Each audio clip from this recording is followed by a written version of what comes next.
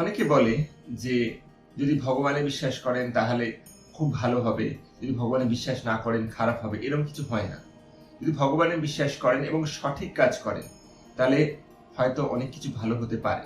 আর যদি ভগবানে বিশ্বাস না করেন এবং সঠিক কাজ করেন তাহলেও কিন্তু অনেক কিছু ভালো হতে পারে। ভগবান বা ঈশ্বর এরম নয় যে আপনি যদি তাকে পুজো না করেন সে এসে তার ক্ষতি করবে। সেই জন্য তো সে ভগবান, সেই জন্য তো সে ঈশ্বর, সেই জন্য তো সে ইউনিভার্স। এগুলো আমাদের মধ্যে একটা ভীতি ঢোকানো হয়েছে যে যদি ভগবানকে কেউ বিশ্বাস না করে, যদি যদি সেরকম কিছু করা না হয় যে যেরকম ভাবে শেখানো হয়েছে, তাহলে বোধহয় খুব ক্ষতি হয়ে যাবে।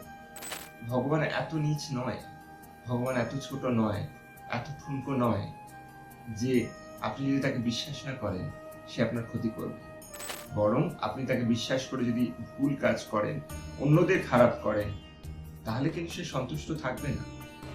এবং তাকে বিশ্বাস না করে যদি অন্যদের ভালো করেন, সবাইয়ের ভালো চান, তাহলে কিন্তু সে সন্তুষ্ট থাকবে।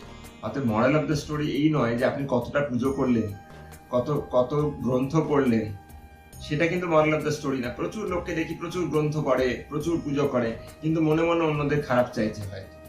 সেখানে ভগবান কোথায়? সে তো খালি বই পড়ছে, গ্রন্থ পড়ছে না।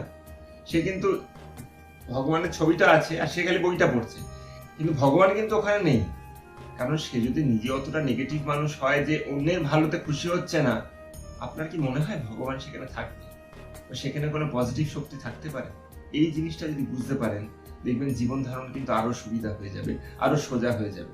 শুধু চোখ বন্ধ করে দৌড়বেন না যে কোথায় কতটা পুজো দিতে হবে, কোথায় কতবার উপোস করে থাকতে হবে, কোথায় কতটা ভগবানকে আমি জিনিস দিলে ভগবান খুশি হবে, বা কত কটা গ্রন্থ পড়লে আমি, বা কত কটা ভগবানের নাম নিলে খুশি হবে। ওরকম হয় না। যদি ভেতর থেকে ভালো হতে পারেন, সেটা হলো আপনার ভগবান। ধন্যবাদ।